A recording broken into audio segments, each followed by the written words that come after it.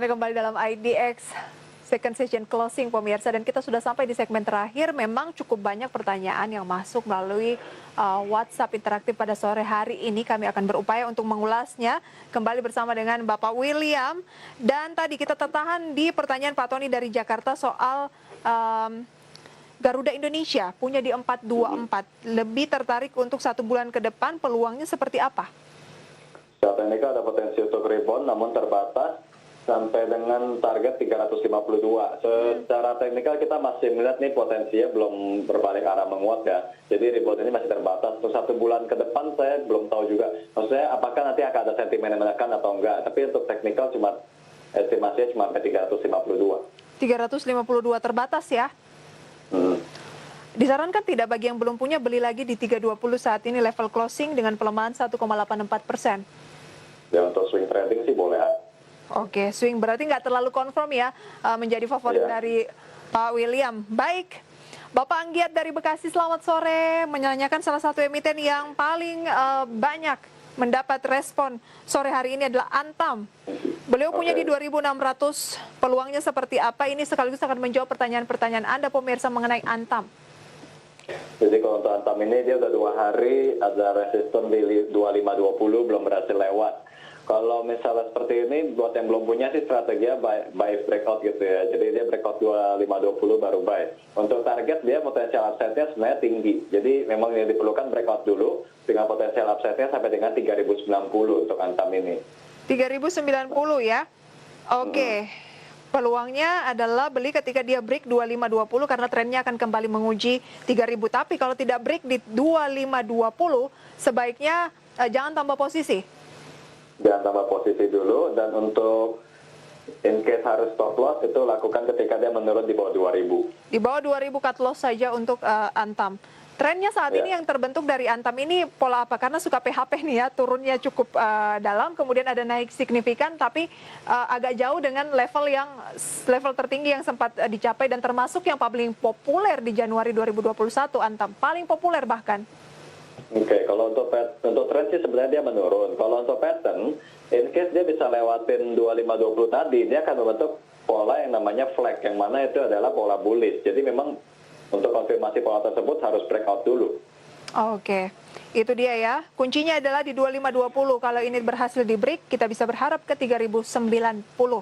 Dan sekedar informasi, Antam ini menjadi salah satu emiten paling populer dengan frekuensi 2.800.000 kali dan volume 22,5 miliar di sepanjang Januari 2021.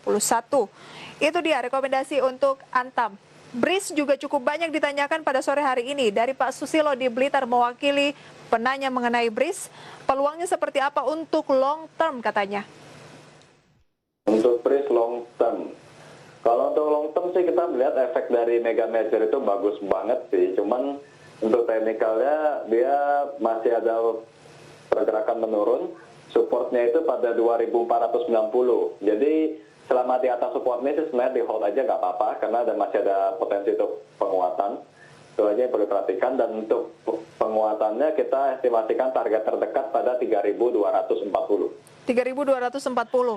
Kalau ingin melakukan pembelian untuk BRIS yang baru diperkenalkan namanya pada pagi tadi di Bursa Efek Indonesia, nama barunya gitu ya, sebaiknya di posisi berapa? Kita kan jadi kan ada supportnya di 2490, cuman kalau ditunggu turun situ kan belum tentu juga akan langsung kena. Jadi kita ambil 2 harga untuk entry, yaitu di 2620 dan di 2620 dan di 2490 tadi. Jadi ada 2 level harga. Baik, itu dia adalah rekomendasi untuk BRIS Bank Syariah Indonesia TBK. Oke, kemudian ada pertanyaan menarik nih dari Pak Gofur di Cirebon. Selamat sore. Mau bertanya, bukan menanyakan saham nih, Pak William, tapi lebih ke waktu yang tepat untuk masuk di saat seperti ini. Bagaimana ya? Apa jawaban dari Pak William mengenai pertanyaan seperti ini? Kalau begitu kita bisa acuannya pada IHSG. Jadi kan saat ini masih menguji resisten 6.200.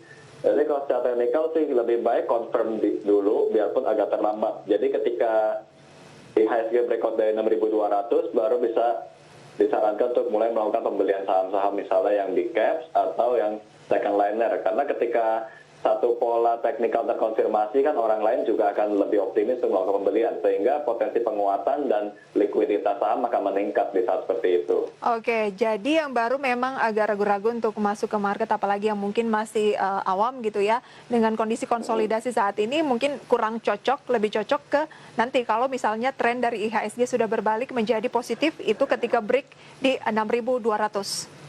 Ya. Dan sekarang belum break di posisi itu, jadi tunggu saja. Baik, selanjutnya ada pertanyaan mengenai BBKP. Ini dari Bapak Joni Indra Baringbing di Jati Bening, Bekasi. Selamat sore, BBKP 276. Prospek jangka pendek dan menengah seperti apa? Oke, untuk BBKP ini kita melihat potensi untuk terjadi penurunan lanjutan apabila pada besok tidak mampu lagi menembus level harga 500. Jadi kalau besok masih nggak nembus 500, mungkin sarannya take profit aja sih. Karena kan dia juga udah punya harga di bawah kan tadi di 200-an. Better diambil aja dulu keuntungannya. Oke, realisasikan saja keuntungan terlebih dahulu karena takutnya nanti malah rugi ya. Ya, atau PEP gitu kan. Malah nggak ada keuntungan di sana. Baik. Kemudian kita beralih ke Ibu Yunita di Jakarta. Selamat sore. Beliau menanyakan emiten TINS punya di 2.200. Bagaimana potensi harga ke depan? Hold atau saya cut loss atau justru bisa averaging down nih katanya Pak William. Oke, untuk TINS bisa averaging down. Ada supportnya itu pada 1.815. Bisa lakukan averaging pada area tersebut atau ketika mendekati. Ini masih ada potensi untuk kelanjutan penguatan hingga target pada 2.400. 2.400 targetnya ya. Oke, sebelum kita akhiri satu lagi dari KF punya di 3370 dari Bapak Febri atau Ibu nih dari Palembang. Selamat sore. KF 3370. Oke, KF ini masih besar aksi jualnya. Cuman sebenarnya kan ini memang aksi profit taking karena dari tahun lalu udah menguat signifikan. Dan selama vaksinasi masih berjalan tuh sebenarnya masih ada potensi menguat. Jadi kalau mau di hold silakan. Support yang perlu diperhatikan pada 3.000 dan estimasi targetnya terdekat pada 4.470. Oke, 4470. Baik, dan pertanyaan ini akan mengakhiri perjumpaan kita dalam IDX Second Session Closing pada sore hari ini. Pak William, mungkin yang bisa kita sampaikan dan simpulkan adalah tren IHSG ini masih konsolidasi dengan range 6.000 sampai dengan 6.200. Akan lebih confirm positif ketika itu di posisi 6.200. Tapi tetap ya setiap emiten itu ada strateginya masing-masing dalam IHSG konsolidasi maupun uptrend maupun bearish ya Pak William. Betul. Terima kasih banyak untuk analisis dan rekomendasinya. Sukses selalu dan sehat selalu Pak William. Terima kasih. Semoga perbincangan kami sore hari ini pemirsa bisa menjadi referensi untuk portofolio saham Anda. Dan mohon maaf bagi pertanyaan-pertanyaan yang belum sempat kami ulas kali ini. Dan tetap saksikan pemirsa IDX Second Session Closing setiap Senin sampai dengan Jumat pukul 3 sampai dengan 4 sore. Saya Prisa Samudatu pamit undur diri. Sampai berjumpa kembali.